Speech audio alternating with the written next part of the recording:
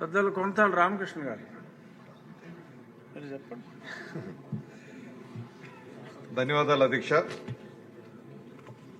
ఈరోజు గవర్నర్ గారి ప్రసంగానికి ధన్యవాదాలు తెలియపరుస్తున్న తీర్మానానికి జనసేన శాసనసభ పక్షం తరఫున నా పూర్తి సంపూర్ణ మద్దతు తెలియపరుస్తూ ఒక విధ్వంసకర రాష్ట్రాన్ని నుంచి రాష్ట్రం పునర్నిర్మాణం వైపు దేశంలోనే అత్యంత ప్రతిభావంతమైనటువంటి రాష్ట్రంగా రూపొందించడంలో మన గౌరవ ముఖ్యమంత్రి గారు కృషి ఈ సందర్భంగా చెప్పాల్సినటువంటి అవసరం ఉంది అధ్యక్ష. ఈ రాష్ట్రం ఇప్పుడున్నటువంటి పరిస్థితి చూస్తే ఇదొక స్వర్ణావకాశంగా రాష్ట్రాన్ని తీర్చిదిద్దే విధంగా కేంద్రంలో ప్రధానమంత్రి నరేంద్ర మోడీ గారు రాష్ట్రంలో పరిపాలనా అనుభవం ఉండి దేశంలోనే అత్యంత సీనియర్ రాజకీయ నాయకులుగా ఇటువంటి క్లిష్ట పరిస్థితుల్లో రాష్ట్ర ఆర్థిక సంక్షోభం నుంచి పునర్నిర్మాణం చేస్తూ దేశంలోనే 8వ ముఖ్య రాష్ట్రంగా జిఎస్డిపి నమోదు చేసుకున్నటువంటి రాష్ట్రం. అంతేకాకుండా ఈ దేశంలోనే నెంబర్ 1 రాష్ట్రంగా ఏవైతే పెట్టుబడులు వస్తున్నాయో పెట్టుబడులు అన్ని రాష్ట్రాల కంటే ఎక్కువ పెట్టుబడులు ఈ 18 మాసాల్లో మన రాష్ట్రం రావటం అన్నది చాలా గొప్ప విషయం. 25% పెట్టుబడులు బ్యాంక్ ఆఫ్ బరోడా ఫోర్బ్స్ నివేదిక ప్రకారంగా ఈ రాష్ట్రానికి అత్యధిక పెట్టుబడులు రావడమే కాకుండా రాష్ట్ర పురోభివృద్ధి బాట వైపు వెళ్తూ గ్రోత్ రేట్ కూడా 10.75% నుంచి దేశం గ్రోత్ రేట్ కంటే ఎక్కువ శాతం మనం నమోదు చేసుకున్నటువంటి అవకాశాన్ని తక్కువ టైంలో తీసుకురాగలిగారు మన గౌరవ ముఖ్యమంత్రి గారు. మనకి కేంద్రం ఎప్పుడు కూడా డబుల్ ఇంజిన్ సర్కార్ అంటారు అధ్యక్ష, కానీ మన దగ్గర ఉన్నది మటుకు ట్రిపుల్ ఇంజిన్ సర్కారు. అటు నరేంద్ర మోడీ గారు ప్రధానమంత్రి గారు, ఇటు చంద్రబాబు నాయుడు గారు, వీరికి తోడుగా పవన్ కళ్యాణ్ గారు కూడా తోడవడం వల్ల మరింతగా స్పీడ్గా ఈ రాష్ట్రం అభివృద్ధి చెందేటువంటి అవకాశంలో ముందుకు వెళ్తుంది అధ్యక్ష. ఉదాహరణకి వ్యవసాయ రంగం కానీ, పారిశ్రామిక రంగం కానీ, సేవా రంగాలు కానీ అన్ని రంగాల్లో కూడా సర్వతోముఖాభివృద్ధి సాధిస్తూ అన్ని రంగాల్లో కూడా ముందంజ వెళ్తున్నటువంటి పరిస్థితుల్లో మన దేశ అభివృద్ధి వ్యవసాయ రంగంలో 3.1% ఉంటే మన రాష్ట్రంలో 10.14% అభివృద్ధి నమోదు చేసుకున్నటువంటి పరిస్థితులు ఉన్నాయి అధ్యక్ష. పరిశ్రమకు వస్తే దేశవ్యాప్తంగా 7% అభివృద్ధి ఉంటే మన రాష్ట్రంలో 9.15% అభివృద్ధి సాధించుకున్నాం అధ్యక్ష. సర్వీస్ సెక్టర్లు అయితే 9.3% దేశవ్యాప్తంగా ఉంటే మన రాష్ట్రం 10.67% అభివృద్ధి సాధించుకున్నాం.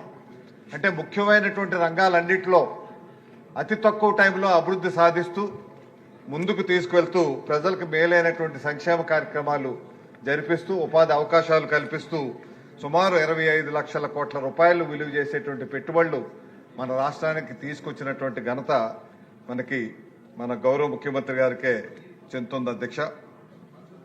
అదేవిధంగా కాగ్ రిపోర్టు ప్రకారంగా చూస్తే మనం గత 9 మాసాల్లో క్యాపిటల్ ఎక్స్పెండిచరు చేసేది సుమారు 19,000 కోట్ల రూపాయలు. గత 5 సంవత్సరాల్లో ఎప్పుడూ ఎంత ఎక్కువగా క్యాపిటల్ ఎక్స్పెండిచరు చేసినటువంటి దాఖలాలు లేవు అధ్యక్ష. ఇటువంటి ఆర్థిక సంక్షోభంలో కూడా ఇటువంటి క్యాపిటల్ ఎక్స్పెండిచర్ చేయడం అన్నది ముదాహం.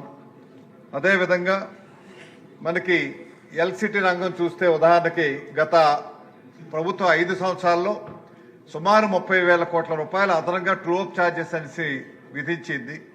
మొట్టమొదటిసారి మన రాష్ట్ర చరిత్రలో ట్రూ డౌన్ ఛార్జెస్ అని చెప్పి 13 పైసలు తగ్గించే కార్యక్రమం చేయటమే కాకుండా వచ్చే 4-5 సంవత్సరాల్లో ₹29 తగ్గించాలనేటువంటి ఆలోచనతోనే మన ముఖ్యమంత్రి గారి కార్యక్రమం రూపొందించడం ఉదాహరణ అధ్యక్ష.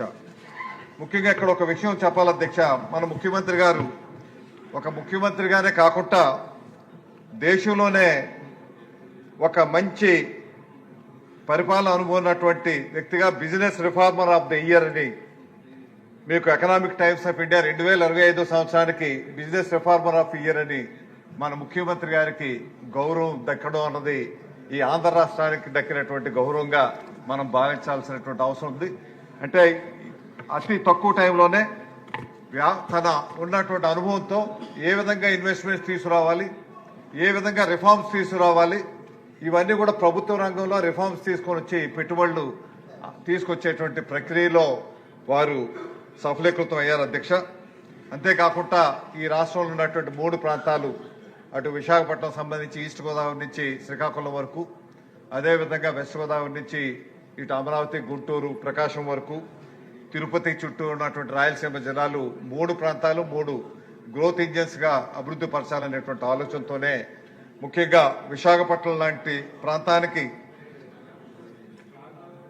విపరీతమైనటువంటి పెట్టుబడులు వచ్చేటువంటి పరిస్థితుల్లో ఈ అనతి కాలంలోనే సుమారు 5-6 లక్షల కోట్ల రూపాయలు పెట్టుబడులు విశాఖ రీజియన్ కి రావటం, విశాఖపట్నానికి ఈ రాష్ట్రానికి ఒక గ్రోత్ ఇంజిన్ గా, మన కంబైన్డ్ రాష్ట్రంలో హైదరాబాద్ ఎట్టా అయితే గ్రోత్ ఇంజిన్ గా ఉండి 60% ఆదాయం హైదరాబాద్ నుంచి వచ్చే కార్యక్రమం ఎట్టా అయితే జరిగిందో, ఇప్పుడున్నటువంటి పరిస్థితులు కూడా విశాఖపట్నానికి ఒక గ్రోత్ ఇంజిన్ గా ఇప్పుడు మనకు వస్తున్నటువంటి జిఎస్డిపి గత ఏడాది కంటే 2 లక్షలు పెరిగి 17,60,000 కోట్ల రూపాయలు చేరింది అధ్యక్ష. అందులో అత్యధిక శాతం కంట్రిబ్యూషన్ నెంబర్ 1 గా విశాఖ రీజియన్ ఉండటం, అదేవిధంగా వ్యక్తిగతంగా పర్ క్యాపిటల్ ఇన్కమ్ చూసినా మీకు రాష్ట్ర వ్యాప్తంగా 2,94,000 రూపాయలు ఉంటే ఒక విశాఖపట్నం రీజియన్ నుంచే 6,58,000 రూపాయలు వస్తుంది అధ్యక్ష. దీంతో పాటు మీకు ఆ రీజియన్ లో అత్యధిక రాష్ట్రంలో రావటమే కాకుండా పర్ క్యాపిటల్ ఇన్కమ్ అక్కడ అత్యల్పంగా పర్ క్యాపిటల్ ఇన్కమ్ కూడా పార్వతీపురానికి సంబంధించినటువంటి ప్రాంతం అత్యల్ప ఆదాయ మార్గంగా ఉన్నటువంటి అవకాశం ఉంది. కాబట్టి ఈ వ్యత్యాసాలు సరిచేయాలనేటువంటి ఉద్దేశంతోనే పారిశ్రామికీకరణకు అత్యధిక ప్రాధాన్యత ఇచ్చి పరిశ్రమలు అక్కడ తీసుకురావాలనేటువంటి ఆలోచనతోనే ముఖ్యమంత్రి గారు తీసుకున్నారు అధ్యక్ష. ఈ మధ్యకాలంలో తమకు కూడా తెలుసు అధ్యక్ష, విశాఖపట్నానికి మీకు ప్రపంచవ్యాప్తంగా పేరు పొందినటువంటి గూగుల్ డేటా సెంటర్ కూడా అక్కడ విశాఖపట్నానికి వచ్చి సుమారు వచ్చే 5 ఏళ్లలో 1,30,000 కోట్ల రూపాయలు ఇన్వెస్ట్మెంట్ పెట్టాలని, దాని ద్వారా వేలాది మందికి ఉపాధి అవకాశాలు కల్పించడమే కాకుండా ఒక టీసీఎస్ లాంటి పెద్ద ప్రపంచవ్యాప్తంగా నైపుణ్యం కలిగినటువంటి సంస్థ ఈసరికి అక్కడ పనులు ప్రారంభించారు అధ్యక్ష. అదేవిధంగా కాగ్నిజెంట్ మొన్ననే మన ముఖ్యమంత్రి గారు లోకేష్ గారు కలిపి సుమారు ఒకే రోజు 15 ఐటీ కంపెనీలు విశాఖ ఐటీ సెజ్ లో ప్రారంభించేటువంటి కార్యక్రమంతో ఒక కాగ్నిజెంటే ఈ ఏడాదిలోనే 10,000 మందికి ఉద్యోగ అవకాశాలు కల్పించడానికి వారు మాట ఇచ్చారు అధ్యక్ష. అదేవిధంగా టీసీఎస్ ద్వారా 3,000 ఉద్యోగ అవకాశాలు కల్పించడానికి కావాల్సినటువంటి ఏర్పాట్లు జరుగుతున్న అధ్యక్ష. వీటితో పాటు మన కూటమి ప్రభుత్వం ఉండడం వల్ల గతంలో అయితే విశాఖ పరిశ్రమ ఏదైతే విశాఖ ఉక్కు కర్మాగారం ఉందో, విశాఖ ఉక్కు ఆంధ్రలో ఒక్కని పోరాటం చేసి 32 మంది ప్రాణత్యాగాలతో సాధించుకున్నటువంటి విశాఖ ఉక్కు కర్మాగారం ప్రైవేటీకరణ జరిగేటువంటి దిశలో వెళ్తున్నప్పుడు గత ప్రభుత్వం దాన్ని అడ్డుకోలేకపోయింది అధ్యక్ష. ఇప్పుడు కూటమి ప్రభుత్వం వచ్చాక అది అడ్డుకోవడమే కాకుండా ప్రైవేటీకరణను ఆపించి మళ్లీ అది లాభాల బాటలోకి వెళ్లే విధంగా సుమారు 11,400 కోట్ల రూపాయలు కేంద్ర ప్రభుత్వం సాయం, రాష్ట్ర ప్రభుత్వం కూడా సుమారు వారి రాష్ట్ర ప్రభుత్వానికి కట్టాల్సినటువంటి ఛార్జెస్ కూడా 3,000 కోట్ల రూపాయలు రాయితీని రద్దు చేసేటువంటి కార్యక్రమం చేసి ఈ రోజు 54 కోట్ల రూపాయలు లాభాలు జనవరిలో వచ్చే విధంగా రూపొందించబడ్డదంటే ఆ ఘనత ఎన్డీఏ కూటమికి, మన ముఖ్యమంత్రి గారికి, ఉప ముఖ్యమంత్రి గారు పవన్ కళ్యాణ్ గారికి దక్కుతుంది. అటువంటి కర్మాగారాన్ని మనం కాపాడుకోవడమే కాకుండా దేశంలోనే అత్యంత పెద్ద Arcelor Mittal and Nippon steel plant ఒకటి నక్కపల్లి మా అనితమ్మ గారి నియోజకవర్గంలో ఒక మంచి స్టీల్ ప్లాంట్ వస్తుంది అధ్యక్ష. 1,60,000 కోట్ల రూపాయలతో ఆ స్టీల్ ప్లాంట్ వచ్చి సుమారు 60,000 మందికి ఉద్యోగ అవకాశాలు కల్పించేటువంటి ఒక ప్లాంట్ వస్తూ ఉంది. దాంతోపాటు మా విజయ్ కుమార్ గారి నియోజకవర్గంలో ఎలమంచిల్లో మీకు సుమారుగా ఎన్టీపీసీ గ్రీన్ హైడ్రోజన్ చెప్పి సుమారు 1,50,000 కోట్ల రూపాయలతో అక్కడ గ్రీన్ హైడ్రోజన్ అనేటువంటి ఒక పెద్ద కర్మాగారం కూడా వచ్చి గ్రీన్ హైడ్రోజన్ హబ్ గా ఆ ప్రాంతాన్ని రూపొందించాలనేటువంటి కార్యక్రమాలతో అవి జరుగుతున్నాయి అధ్యక్ష. ఇవే కాకుండా ఎస్ఈజెడ్ లో ఈ మధ్యనే సుమారు మనం అధికారంలోకి వచ్చాక 30 ఐటీ కంపెనీలు రావడం జరిగింది అధ్యక్ష. కేంద్రం నుంచి ఫార్మాసెస్ అని నక్కపల్లిలోనే 11,000 కోట్ల రూపాయలతో వాళ్ళకి పనులు ప్రారంభించడం జరిగింది అధ్యక్ష. వీటితో పాటు గత చాలా కాలంగా మనం పోరాటం చేస్తున్నటువంటి విశాఖపట్నానికి ఒక రైల్వే జోన్ ఏర్పాటు చేయాలనేసి కార్యక్రమం చాలా సంవత్సరాలుగా పోరాటాలు జరిగాయి అధ్యక్ష. అది గతంలో కార్యాచరణ జరగలేదు. కానీ మనకు ఎన్డీఏ ప్రభుత్వం వచ్చాక నరేంద్ర మోడీ గారు ఆశీస్సులతో విశాఖపట్నానికి ఒక రైల్వే జోన్తో పాటు విశాఖ డివిజన్ కూడా ఉండే విధంగా ఆర్డర్స్ రావడం, ఏప్రిల్ 1వ తారీఖు నుంచి రైల్వే జోన్ పనులు ప్రారంభించడానికి కావాల్సినటువంటి ఏర్పాట్లన్నీ కూడా జరుగుతున్న అధ్యక్ష. విశాఖపట్నం ఉన్నటువంటి డివిజన్స్ లో, దేశంలో ఉన్నటువంటి డివిజన్స్ లో అత్యధిక రెవెన్యూ సాధిస్తున్నటువంటి డివిజన్ విశాఖపట్నం డివిజన్ అధ్యక్ష. 17% గ్రోత్ రేట్తో అది జరుగుతుంది అధ్యక్ష. అక్కడ విశాఖ రైల్వేకి సంబంధించినటువంటి ఒక ప్రతిపాదన అధ్యక్ష. మనకి విశాఖపట్నంలో మీకు లాంగ్ డిస్టెన్స్ ట్రైన్స్ వెళ్లేటప్పుడు అక్కడ ఒక సబర్బన్ రైల్వే స్టేషన్ కూడా విశాఖపట్నం ఎయిర్పోర్ట్ కు ఆపోజిట్ గా షేలానగర్ కి ఎన్ఐటి జంక్షన్ మధ్య ఒకటి ఏర్పాటు చేయాల్సిన అవసరం ఉంది అధ్యక్ష. అటువంటి ప్రతిపాదన మన రాష్ట్రం నుంచి పంపిస్తే ఇంకా అక్కడ ఇంకా అభివృద్ధి చెందేటువంటి అవకాశం ఉంటుంది అధ్యక్ష. దీంతో పాటు ముఖ్యమంత్రి గారి దూరదృష్టితో విశాఖపట్నం అభివృద్ధి, విజయవాడ అభివృద్ధి దృష్టిలో పెట్టుకుని 2 ప్రాంతాల్లో మెట్రో రైలు రావాలనేటువంటి ఆలోచనతో మొదటి విడతగా 22,000 కోట్ల రూపాయలతో మెట్రో రైల్వే తీసుకురావాలని ఏదైతే కోరుతున్నారో, విశాఖపట్నానికి సంబంధించి స్టీల్ ప్లాంట్ నుంచి కొమ్మాది వరకు ఫస్ట్ ఫేజ్ లో తీసుకురావాలనుకున్నారు అధ్యక్ష. కొమ్మాది నుంచి భోగాపురం వరకు కూడా, ఎందుకంటే ఎయిర్పోర్టు ఈ ఏడాది జూన్ మాసంలో మొదలు పెట్టేటువంటి అవకాశం ఉంది కాబట్టి ఎయిర్పోర్ట్ కనెక్టివిటీ ఉండాలంటే కొమ్మాది నుంచి మనకి భోగాపురం వరకు ఇదంతా కూడా మా గంటా శ్రీనివాస్ గారి నియోజకవర్గంలో వస్తుంది అధ్యక్ష. అది ఫస్ట్ ఫేజ్ లోనే కొమ్మాది నుంచి భోగాపురం వరకు కూడా మెట్రో రైలు వస్తే దానివల్ల ప్రయాణికులకి చాలా సులువుగా ఉంటుంది అధ్యక్ష. లేని పక్షంలో చాలా అక్కడి నుంచి మీకు సుమారు 2 గంటలు టైం పట్టేటువంటి విధంగా ఉంది కాబట్టి ఆ కార్యక్రమాలు చేయాలి అధ్యక్ష. మనకి విశాఖపట్నం మన నిజంగా రాష్ట్రానికి ఒక మణిహారం అధ్యక్ష. ఈ దేశంలో ఉన్నటువంటి ఏ పట్టణాలకు కూడా అంత గ్రీన్ బెల్ట్ లేనటువంటి పట్టణం ఏదైనా ఉన్నదంటే అది విశాఖపట్నం అధ్యక్ష. సుమారు విశాఖపట్నం సిటీకి ఆనుకొని ఫారెస్ట్ ల్యాండ్ కానీ, అదేవిధంగా ఎండోమెంట్ ల్యాండ్స్ కానీ, ఆర్కియాలజీ ల్యాండ్స్ కానీ సుమారు 25,000 ఎకరాలు విశాఖపట్నం ఆనుకునే గ్రీన్ బెల్ట్ ఉంది అధ్యక్ష. అందుకే ఇన్వెస్టర్స్ అంతా కూడా విశాఖపట్నంకు వచ్చి ఇన్వెస్ట్ చేయాలనేటువంటి ఆలోచనతో ఉన్నారు కాబట్టి ఆ ప్రక్రియకు ఇప్పుడు స్పీడప్ అయ్యే విధంగా ఈ కార్యక్రమాలు జరుగుతున్నాయి అధ్యక్ష. దీంతో పాటు మనకి ప్రతిపక్షం చూస్తూ ఉంటే వాళ్ళ పోకడలు వింతగా ఉన్నాయి అధ్యక్ష.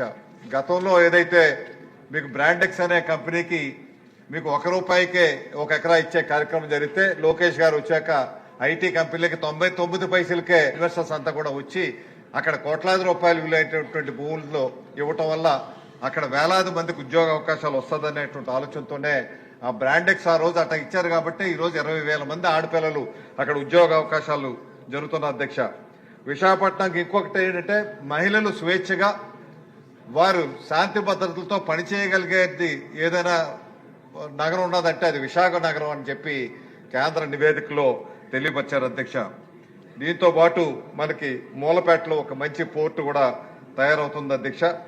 వీటిని త్వరితగతిన పూర్తి చేయాల్సినటువంటి అవసరం ఎంత ఉంది అధ్యక్ష. ముఖ్యంగా ఉత్తరాంధ్రకు సంబంధించినంత వరకు చాలా వెనుకబడినటువంటి ప్రాంతం, ఆర్థికంగా, సామాజికంగా, అదేవిధంగా విద్యాపరంగా, వైద్యపరంగా అన్ని రకాలుగా వెనుకబడినటువంటి ప్రాంతం. కిడ్నీ వ్యాధులు కానీ, క్యాన్సర్ వ్యాధులు కానీ ఎక్కువగా ఉన్నటువంటి ప్రాంతం కాబట్టి ఆ ప్రాంతం వ్యవసాయ పరంగా ఇంకా అభివృద్ధి పరచాల్సినటువంటి అవసరం ఉంది. మనకి పోలవరం లెఫ్ట్ కెనాలు వచ్చే ఏడాదికి పూర్తవుద్దని మన ముఖ్యమంత్రి గారు ప్రయత్నం చేస్తున్నారు అధ్యక్ష. దీంతో పాటు ఉత్తరాంధ్ర సుజల స్రవంతి కనీసం ఫస్ట్ ఫేజ్ అయినా సరే 2,600 కోట్ల రూపాయలతో 1,30,000 ఎకరాలు సాగులోకి వస్తుంది కాబట్టి ఆ ప్రాజెక్ట్ చేయాల్సినటువంటి అవసరం ఉంది అధ్యక్ష. ఉత్తరాంధ్రకు సంబంధించినటువంటి ప్రాజెక్టులకి 5,000 కోట్ల రూపాయలు పెట్టగలిగితే సుమారు 30 లక్షల ఎకరాలు సాగులోకి వచ్చేటువంటి అవకాశం ఉంటుంది కాబట్టి వంశధార, నాగావళి ఇటువంటి మడ్డు వలస అని ఇటువంటి కార్యక్రమాలు చాలా ఉన్నాయి అధ్యక్ష. ఇవన్నీ కూడా పూర్తి చేయాలంటే 5,000 కోట్ల రూపాయలు మాత్రమే చాలు. అత్యంత తక్కువ డబ్బుతో ఎక్కువ ఇరిగేషన్ వచ్చేటువంటి ప్రాంతం ఏదైనా ఉన్నదంటే ఉత్తరాంధ్రలో ఉన్నటువంటి వ్యవసాయ భూములు 30 లక్షల ఎకరాలు సాగులోకి వచ్చేటువంటి అవకాశం ఉంది అధ్యక్ష. ఆ గత వైసీపీ ప్రభుత్వం అయితే వారు 5 సంవత్సరాల్లో సుమారు 1,500 కోట్లు పెడితే కేవలం 500 కోట్ల రూపాయలు మాత్రమే 5 సంవత్సరాల్లో ఉత్తరాంధ్ర మీద ఖర్చు పెట్టారు అధ్యక్ష. అందుగురించనే వారు చేసినటువంటి అవినీతి కార్యక్రమాలకి ముఖం చెల్లకే ఈ రోజు హౌస్ లోకి రావటం లేదు తప్పితే వారు చేసిన అవినీతిని సమర్థించుకోలేని పరిస్థితుల్లో వారు అసెంబ్లీకి కూడా రాకుండా మీకు దుష్టపరప ఏదో విధంగా ఆటంకాలు కల్పించాలనేటువంటి ఆలోచనతోనే కార్యక్రమాలు జరుగుతున్నాయి అధ్యక్ష.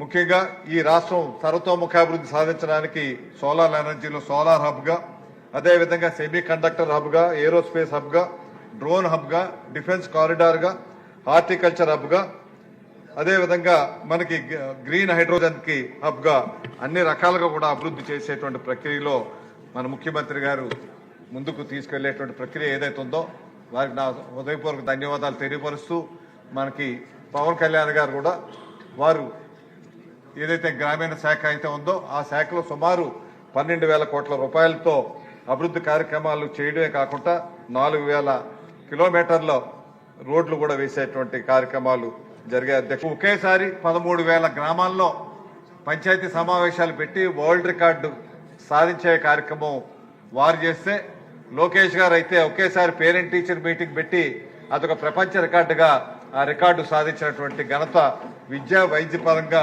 ఈ రాష్ట్రం ఎంతో అభివృద్ధి చెందే విధంగా దేశంలోనే నంబర్ 1 రాష్ట్రంగా రూపొందించేటువంటి కార్యక్రమానికి నాంది పలికేటువంటి వారికి నా హృదయపూర్వక ధన్యవాదాలు తెలియపరుస్తూ ఒక్క ప్రత్యేకమైన విషయం చెప్పి ముగిస్తాను అధ్యక్ష. మనం వచ్చి 19 మాసాలైంది. ఇప్పుడున్నటువంటి పరిస్థితుల్లో తెలుగుదేశం పార్టీ స్థాపించినటువంటి మహనీయ స్వర్గీయ ఎన్టీ రామారావు గారి గురించి స్మరించుకోవాల్సినటువంటి అవసరం ఎంత ఉంది అధ్యక్ష. సామాన్యుడి గురించి, రైతు గురించి, కార్మికుడి గురించి వారు ప్రత్యేకించి కూడు గుడ్డ నీడ అనేటువంటి కాన్సెప్ట్తో ఆ రోజు ఉన్నటువంటి కాంగ్రెస్ పార్టీకి వ్యతిరేకించి పార్టీని స్థాపించి 9 మాసాల్లోనే అధికారం వచ్చినటువంటి నట సార్వభౌముడు ఎన్టీ రామారావు గారు అధ్యక్ష.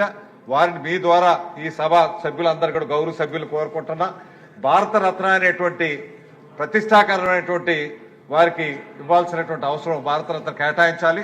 వారికి కేటాయించడం ద్వారా ఆంధ్రుల ఆత్మ గౌరవాన్ని కాపాడినటువంటి ఎన్టీ రామారావు గారి సముచితమైనటువంటి గౌరవం ఇవ్వాల్సినటువంటి అవసరం ఎంత ఉంది. కాబట్టి దానికి సంబంధించి ఒక ప్రత్యేకమైన తీర్మానం ఏర్పాటు చేసి మనకి ప్రధానమంత్రి గారు కానీ, ముఖ్యమంత్రి గారు, పవన్ కళ్యాణ్ గారు వీళ్ళంతా ఉన్నారు. ఇటువంటి అవకాశం మళ్ళీ కూడా భవిష్యత్తులో ఎటా ఉన్నా ఈ అవకాశం రాదు. ఇటువంటి మంచి అవకాశంలో ఇప్పుడే భారతరత్న సాధించుకోగలుగుతాం. కాబట్టి ఒక ప్రత్యేకమైన చర్చ పెట్టుకొని ఈ సమావేశం ఏకగ్రీవ తీర్మానం చేసి మన కేంద్ర ప్రభుత్వానికి పంపించి ఒకసారి మీరు, స్పీకర్ గారు, మన ముఖ్యమంత్రి గారు, ఉప ముఖ్యమంత్రి గారు అందరూ కూడా కలిసి ప్రధానమంత్రి గారిని కలిసి విన్నవించి వారి సాధించుకోవాల్సినటువంటి అవసరం ఎంతైనా ఉందని తెలియపరుస్తున్నాను అధ్యక్ష. ఇంకొక విషయం కూడా తెలియపరుస్తానంట, ఎందుకంటే ఆ వంశంతో గొప్ప ఒక్క నిమిషంలో అయిపోద్ది అధ్యక్ష. మొన్ననే చూశాను నేను, నా లోకేష్ గారు అన్నారు నాకు పోటీ మా ఇంట్లో సభ్యులే అని చెప్పారు. నారా దేవాంశ్ చూస్తే 10 సంవత్సరాల్లోనే చైల్డ్ ప్రాడిగీగా, చెస్లో అయితే ఆయన ఫాస్టెస్ట్ చెక్మేట్ సాల్వర్గా ఆయనకు ఒక బిరుదు కూడా వచ్చింది అధ్యక్ష. వరల్డ్ బుక్ ఆఫ్ రికార్డ్స్ లో 2025లో నమోదు చేసుకుని లండన్ వెస్ట్ మినిస్టర్ హాల్లో వారికి అది ప్రదానం చేశారు అధ్యక్ష. అంత చిన్న వయసులో అది రావటం అన్నది సామాన్యమైనటువంటి విషయం కాదు అధ్యక్ష. అదే కాకుండా ఆయన రెండో రికార్డు ఏంటంటే 70th టవర్ ఆఫ్ హనోయ్ అనేసి అక్కడ కూడా 1 నిమిషం 43 సెకండ్లో అది సాల్వ్ చేయగలిగారు అధ్యక్ష చిన్న వయసులో. అదేవిధంగా ఇంకోటి 9 చెస్ బోర్డ్స్ ని 32 ఉన్నటువంటి పాన్స్ ని 5 నిమిషాల్లోనే అది సాల్వ్ చేసినటువంటి ఘనత తీసుకొచ్చినటువంటి వారైతే, ఇక నారా భువనేశ్వర్ గురించి చెప్తే వారికి కూడా 2025లో outstanding dairy professional award 2025లో ఇండియన్ డైరీ అసోసియేషన్ వారికి ఇవ్వడం జరిగింది అధ్యక్ష. మీకు ఎన్టీ రామారావు గారు మనవరాలైనటువంటి నారా బ్రహ్మణి గారికి, లోకేష్ గారి సతీమణి గారికి అయితే golden peacock excellence in corporate governance అన్నది నేషనల్ వైడ్ వచ్చింది ఎఫ్ఎంసీజీ గ్రూపులకి. అదేవిధంగా most powerful women in India UK corporate excellence వారు ఇచ్చినటువంటి అవార్డ్స్ ఉన్నాయి అధ్యక్ష. ఇటువంటి చరిత్ర కలిగినటువంటి నాయకులు మనకు ఉండడం నిజంగా ఈ రాష్ట్రానికి ఒక గౌరవప్రదంగా గావిస్తూ మరొకసారి మీ ద్వారా గౌరవ సభను కోరుకుంటున్నా అధ్యక్ష. మన భారతరత్న ఎన్టీ రామారావు గారికి వచ్చే విధంగా మీరు కృషి చేయాల్సిందిగా కోరుతూ మరొకసారి గవర్నర్ గారి ప్రసంగానికి జనసేన పార్టీ తరఫున హృదయపూర్వక సంపూర్ణ ధన్యవాదాలు, మద్దతు తెలియపరుస్తూ సెలవు తీసుకుంటాను.